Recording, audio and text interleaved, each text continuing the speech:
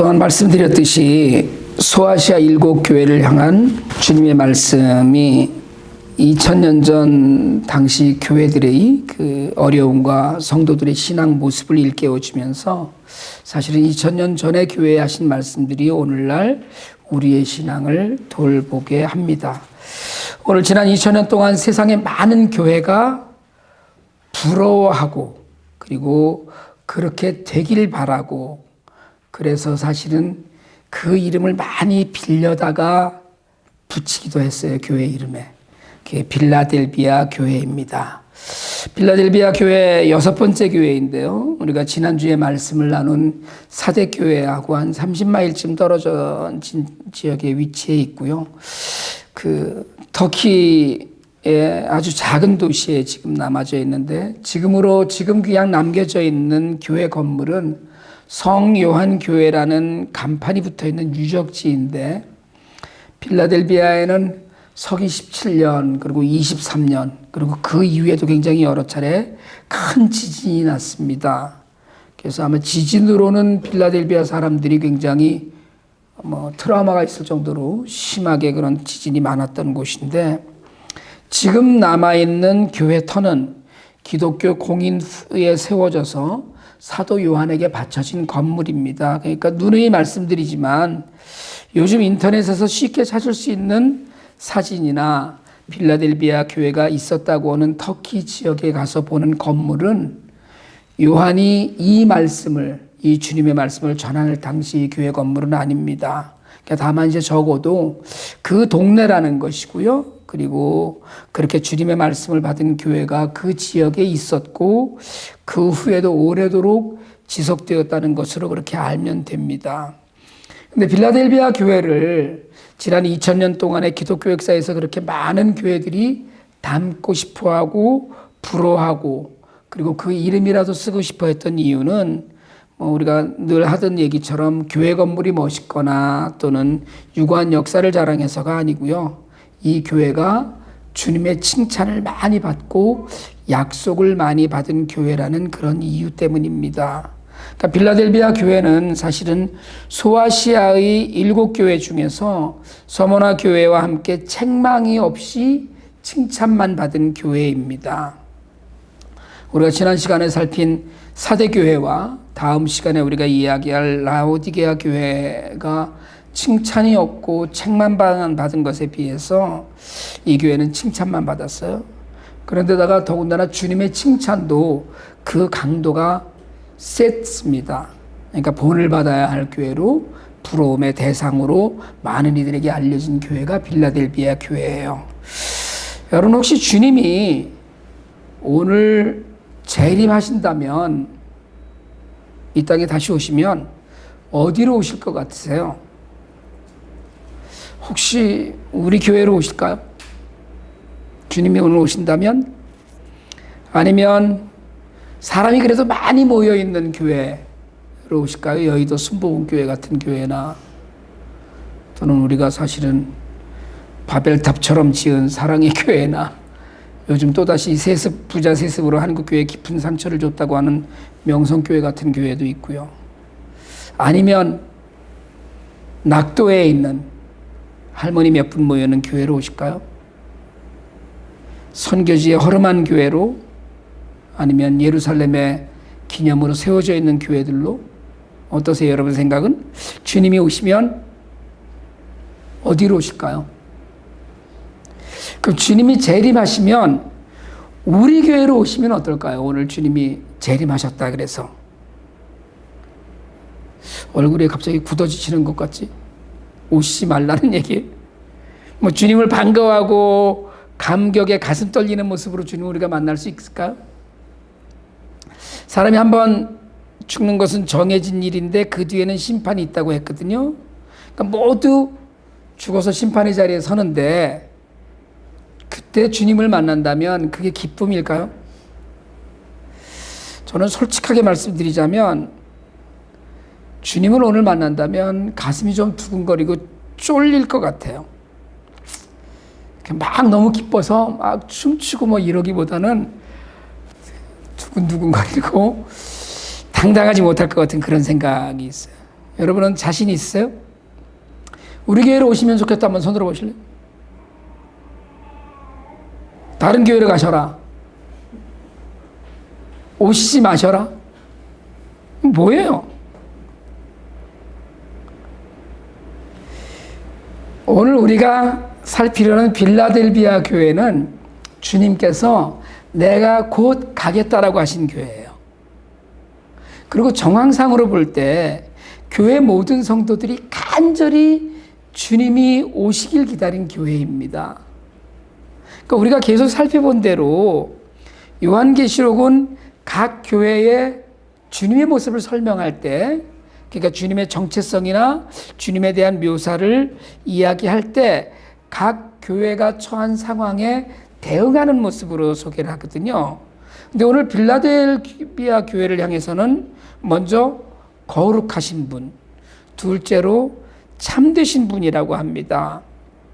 이는 유대인들로부터 박해를 받고 있던 빌라델비아 교회 교인들에게는 우리가 느끼는 것처럼 그냥 읽고 지나가는 것이 아니라 빌라델비아 그 교회 그 당시의 교인들에게는 굉장히 큰 위로가 되는 말씀이었을 거예요.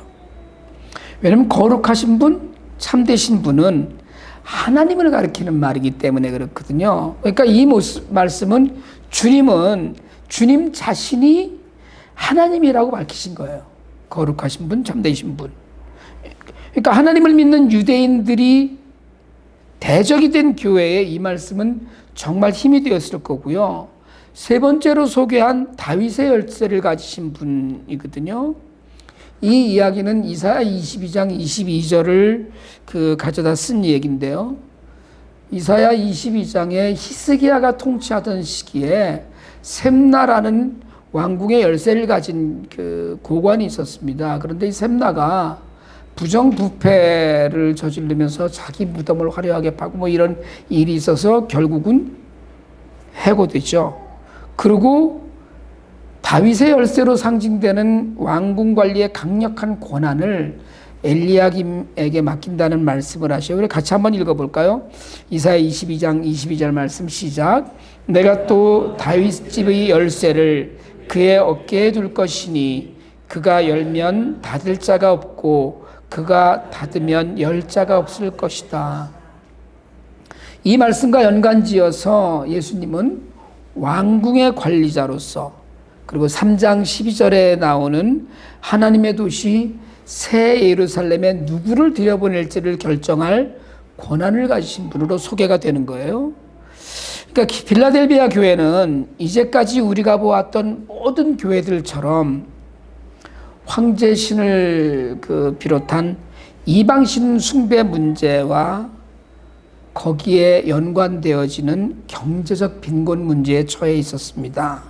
그러니까 이 교회는 사실 지금까지 살펴보았던 어떤 교회보다도 적은 수의 교인이 심한 궁핍을 겪고 있는 교회이기도 했어요. 그런데다 이 교회가 이렇게 곤란, 핍박과 환난을 겪었던 큰 이유 중에 하나는 유대교도들 때문이었습니다. 유대교도들의 고소, 핍박, 조롱이 일상이 되어 있는 형편이어서 박해를 받고 견뎌낼 수밖에 없었던 그런 교회였어요.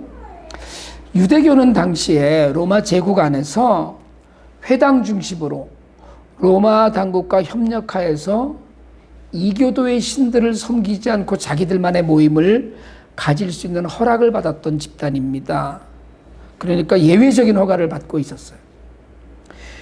그러니까 유대교 회당에 유대인들이 모이니까 그 유대교 회당에 그리스도인들도 많이 등록을 했었어요. 이교도에 가서 우상숭배를 안 해도 되니까. 그런데 유대교도들이 그걸 알고 그리스도인들의 출입을 완전히 막으면서 빌라델비아 교인들을 로마 당국에 고발하고 박해했습니다.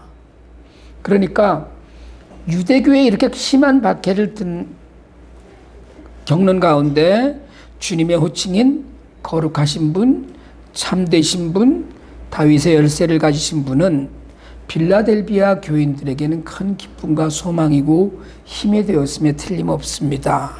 그래서 주님을 이렇게 소개하시면서 주님은 다른 교회에 그러셨듯이 칭찬을 하셔요. 그런데 빌라델비아 교회를 향한 주님의 칭찬은 가장 분량이 깁니다. 주님은 빌라델비아 교회 때문에 기뻐하셨고 자랑스러워하셨다는 반증이기도 하는데요. 분량이 긴 이유 중에, 이렇게 칭찬이 분량이 긴 이유 중에 또 하나는 그 칭찬과 함께 주님께서 어떤 일을 하셨는지 또 어떤 일을 하실지 말씀하신 이유도 있었어요. 시작은 다른 교회와 마찬가지로 나는 내 행위를 안다입니다. 나는 내 행위를 안다. 이 말씀은 똑같은 말씀을 책망만 받은 사대 교회에도 하셨어요. 나는 내 행위를 안다. 여러분 어땠을까요? 나는 내 행위를 한다는 주님의 말씀을 들을 때 사대 교회 성도들과 빌라델비아 교회 성도들 사이에는 커다란 차이가 좀 있지 않았겠어요? 나는 내 행위를 안다.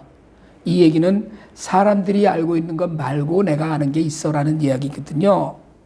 그러니까 다시 이야기하면 사대교회 성도들의 가슴이 철렁했다면 빌라델비아 교회 성도들은 기쁨이 넘쳤을 것 같다는 생각을 합니다. 여러분 어떠세요? 주님이 저에게 나는 내가 뭐 하는지 알아 라고 말씀하시면 좀 무서울까요? 아니면 힘이 나고 자랑스러울까요? 주님이 나는 내 행위를 안다고 하실 때 다른 사람이 잘 모르는 우리가 비밀처럼 생각하는 일을 주님이 아신다는 거거든요. 여러분 저는 다른 사람들은 잘 몰라도 주님이 우리를 알아주시길 바라는 그런 삶이 우리의 삶이 되기를 축복합니다. 주님이 아시는, 알아주시는, 그래서 힘이 막 나는 그런 삶이 되어야 되거든요. 오래전에 그런 이야기가 한동안 참 많이 났었는데 무슨 런던인가요? 어디서 그 사람들에게 편지를 막 보냈다고 그러잖아요. 나는 내가 지난 여름에 한 일을 안다. 그랬더니 수도 없이 많은 사람들이 도망갔다고. 여러분 그런 두려움이 아니라 주님이 알아주셔서 기쁘고 자랑스럽고 힘이 나는 그런 삶이 우리의 삶이 되기를 원합니다. 주님이 아시고 칭찬하신 빌라델비아 교회의 첫 번째 행위는 힘은 적지만 주님의 말씀을 지킨 거예요. 누가 뭐래도 지금 환경이 어떠해도 나는 예수 믿는 사람입니다. 난 예수님을 사랑합니다라는 고백하며 그런 믿음을 지킨 사람이라는 거예요. 주님은 그들이 적은 힘으로 끝까지 믿음과 사랑을 버리지 않는 그 행위를 위로하신 건데요. 내 앞에 문을 열어두었다고 하셨어요. 이 문은 천국의 문이고 새 예루살렘의 문이라고 해석합니다. 고난 가운데 세상과 타협하지 않고 세상의 유혹에 훌떡훌떡 넘어가지 않고 하나님 말씀을 내 욕망보다 앞세운 사람들, 그렇게 예수를 바라보는 성도들에게 천국의 소망을 확인해 주셨어요. 교회가 너무 작고 세상적으로는 보잘것없지만 그래도 믿음을 지킨 것에 대한 주님의 가장 큰 보상이었습니다. 적은 힘으로 아주 미약한 힘을 가졌지만 재정적으로도 너무 힘들었겠지만 경제적인 궁핍을 안고 살지만 결코 예수를 떠나지 않고 배운 말씀을 그대로 지켜온 그들을 칭찬하셔요. 그래서 주님은 교회를 핍박하는 유대인 무리들을 사탄이라고 지칭하시면서 주님이 빌라델비아 교회를 사랑하셨다는 것을 그들이 알게 하리라고 하셔요. 주님이 사랑하셨음을 알게 하는 교회, 나 얘네들 무지하게 좋아해 라고 자랑하고 싶은 교회가 빌라델비아 교회였어요. 바울도 데살로니가 교회를 여러 교회 다니면서 자랑했습니다. 데살로니가 후서 1장 4절인데 우리 같이 한번 읽어볼까요? 시작. 그러므로 우리는 온갖 박해와 환난 가운데서도 여러분이 간직한 그 인내와 믿음을 두고서 하나님의 여러 교회에서 여러분을 자랑하고 있습니다. 그럼 주님께서는 빌라델비아 교회를 사랑한다는 걸 유대인들에게 이야기하시고 자랑하고 싶어 하셨어요. 보여주고 싶었어요. 바울이 사랑한 데살로니가 교회를 자랑하고 다녔듯이 여러분 소망이 있다면 우리 교회를 사람들이 자랑하고 다닐 수 있길 바랍니다. 주님이 자랑해 주시고 우리가 자랑하는 교회가 되면 좋겠어요. 나 얘 사랑해. 얘 정말 괜찮은 애야. 얘 정말 근사해. 그런 주님의 음성을 듣는 우리 교회가 되기를 축복합니다. 빌라델비아 교회는 작고 힘이 없었어요. 연약했어요. 이 이야기는 교인 수가 적고 가진 것이 없다는 이야기일 터인데, 그렇지만 주님은 교회의 규모나 사람의 수를 보지 않으셨어요. 그들이 처한 환경에서 주님을 끝까지 따르는 것을 보셨습니다. 빌라델비아 교인들은 말씀을 지키면서 끝까지 인내하는 믿음을 갖고 있었습니다. 그래서 그들의 행위를 본 주님이 주신 약속은 정말 놀라운 거예요. 말씀드렸듯이 누구도 닫을 수 없는 천국문을 활짝 열어놓으시고 거짓말쟁이인 유대인들에게 빌라델비아 교회를 향한 주님의 사랑을 보여주실 것이고, 그리고 주님은 지켜주시겠다고 하셨어요. 세상이 다 시험을 당할 때도 네가 내 말을 지켰으니까 나도 너를 지켜주겠다고 하셨어요. 여러분, 성도도 시험 당합니다. 세상이 어려우면 성도도 어려워져요. 세상이 코로나에 걸리면 성도도 코로나에 걸리고요. 사람들이 사고를 당할 때 성도도 사고를 당하기도 합니다. 환난이 성도라고 비껴가지 않아요. 그러나 성도는 주님의 은혜 안에서 이겨낼 수 있어요. 주님의 사랑은 아무것도 끊어낼 수 없다고 했습니다. 여러분, 한동안 한국교회가 굉장히 심취해 있었고, 그리고 지금도 많이 그런 이야기들을 하는 기복신앙과 번영주의 복음이 있습니다. 예수를 믿으면 복을 받는다는 이야기예요. 맞습니다. 저도 믿어요. 예수를 믿으면 복 받습니다. 그런데 복을 받아서 부자가 되고 장수하고 건강해진다는 건 거짓말이에요. 번영신학의 대가 중에 한 사람이 로버트 슐러 목사였죠. 그가 가졌던 크리스탈 처치도 가톨릭에 매각되었습니다. 오늘날에도 조엘 오스틴이나 폴라 화이트 같은 번영신학 전파자들이 가짜 복음이에요. 여러분, 예수를 믿으면 건강하고 병에 안 걸리나요? 그럴 수 있죠. 예수님은 죽은 사람도 일으키시고 문둥병자도 고치시고 나면서부터 소경인 사람도 보게 하셨으니까 그럴 수도 있죠. 그러나 그건 지극히 예외적인 일이었어요. 예수를 믿으면 다 부자가 됩니까? 여러분, 예수 믿으면서 가난한 사람 많이 있습니다. 신실하게 믿으면서.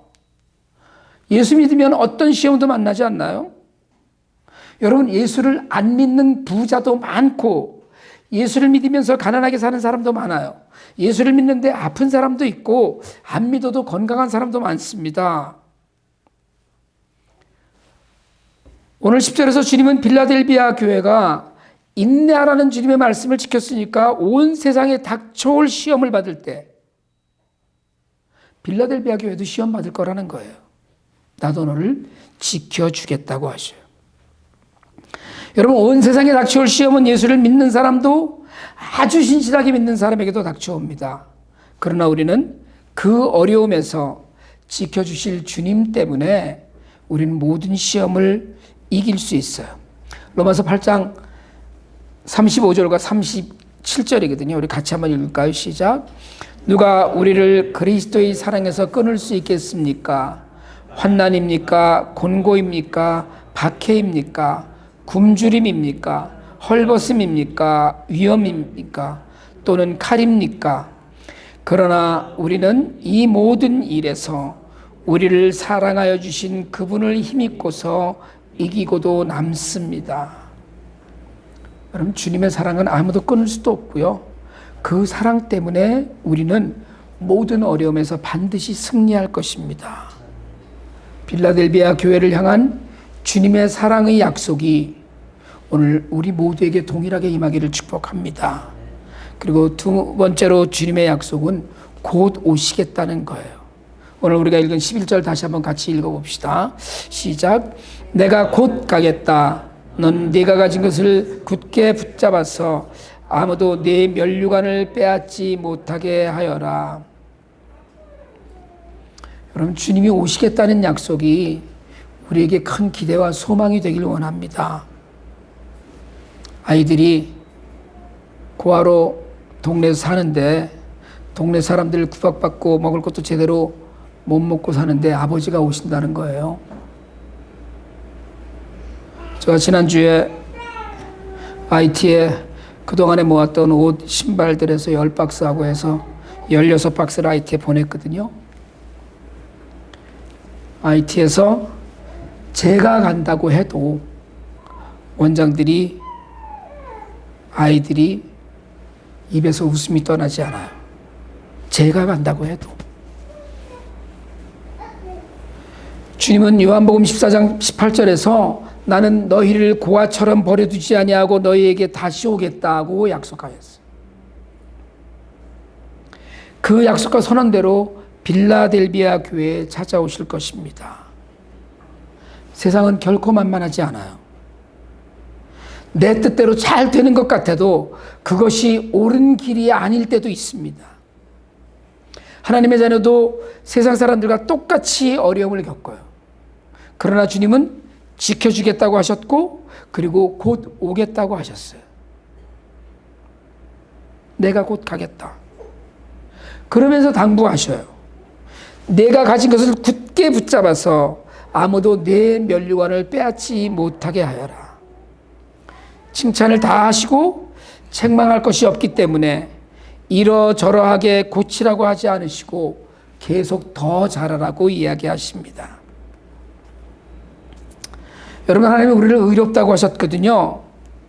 우리가 예수 믿고 구원받은 것을 의롭다 칭함을 받은 것이라고 합니다.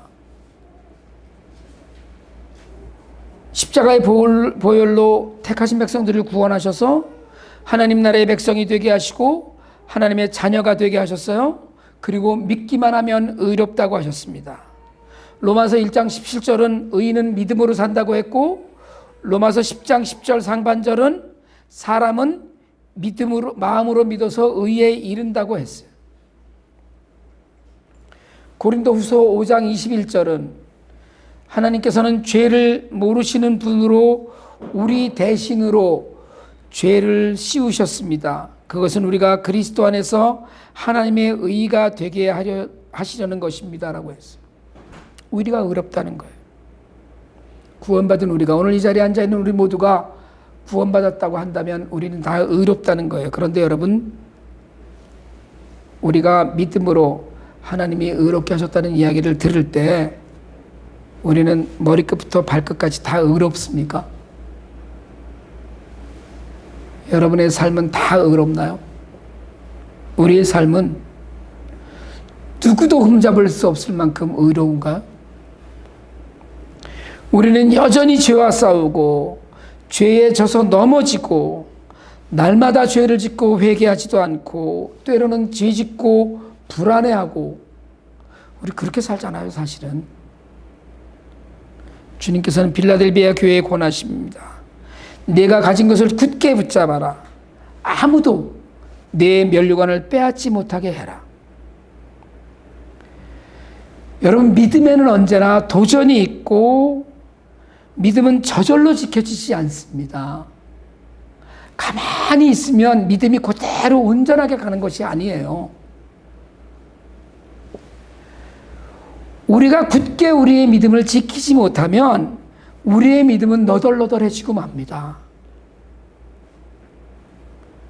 그래서 주님은 굳게 붙잡으라고 얘기하시는 거예요.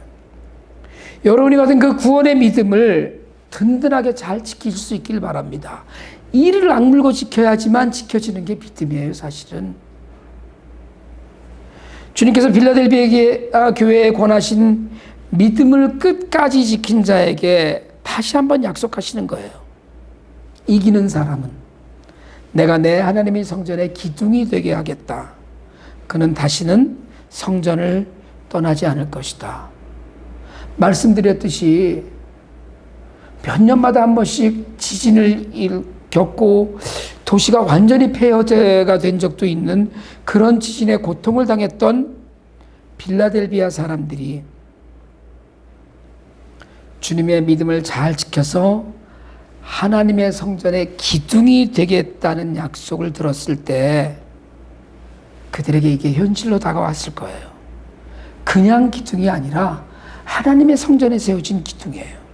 흔들리지도 않고 무너지지도 않고 하나님의 이름이 새겨져서 영원히 서 있을 기둥이에요. 여러분, 우리도 작습니다. 우리도 주님께 보여드릴 수 있을 만큼, 자랑할 만큼 커다란 믿음을 갖고 있는 것도 아니에요. 우리도 때때로 흔들리기도 하고 넘어지기도 하고 상처를 입기도 하고 시험에 들어 헤매기도 하고 때로 아파하기도 해요. 그러나 주님은 오늘 구원받은 자가 받은 면류관을 아무도 빼앗지 못하게 굳게 지키라고 합니다. 여러분, 믿음은 버티는 거예요.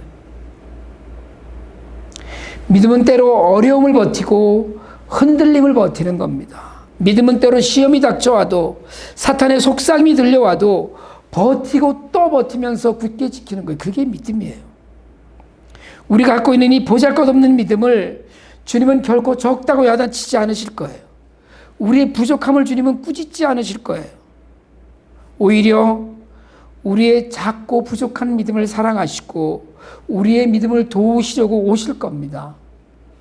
지금 우리가 할 일은 이 작은 믿음으로 이 작은 교회가, 이 작은 공동체가 끝까지 주님을 향한 믿음을 놓지 않는 것입니다. 우리 모두가 하나님의 성전의 기둥으로 우뚝 서는 날까지 여러분, 주님의 말씀을 지키면서 인내하고 또 인내하면서 끝까지 우리가 받은 면류관을 지켜나갈 수 있게 되기를 주님의 이름으로 간절히 축복합니다. 기도드리겠습니다. 하나님 아버지, 빌라델비아 교회를 부러워하지 않고 우리가 빌라델비아 교회가 되기를 원합니다. 우리도 어려움 가운데 인내하며 주님의 말씀을 지키길 원합니다. 우리 모두가 하나님 성전의 기둥으로 서는 날까지 연약한 믿음을 붙잡고 살아갈 때 주님, 우리를 도와주시옵소서. 우리를 사랑하시는 주님의 말씀 안에서 평안과 담대함을 누리게 하옵소서. 부활하신 우리 주 예수 그리스도 이름으로 기도드립니다. 아멘.